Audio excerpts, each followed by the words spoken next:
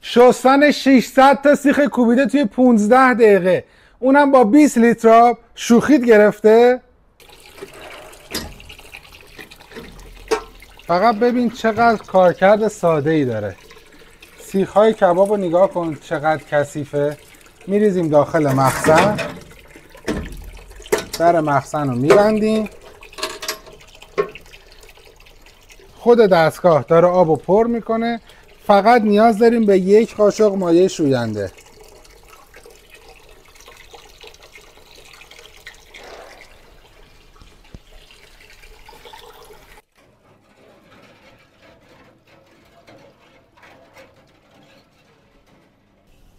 همیشه شستن سیخ‌های کباب کابوس پرسنل یک آشپزخونه بوده، چون هم مصرف آب زیادی داشت، هم زمان زیادی رو میگرفت. اما امروز با دستگاه سیخشور محک کار راحت شده.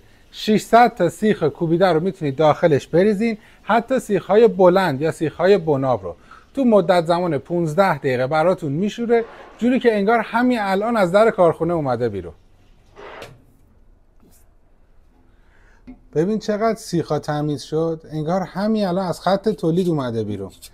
این تکنولوژی محکه، کیفیت برتر، انتخاب تک.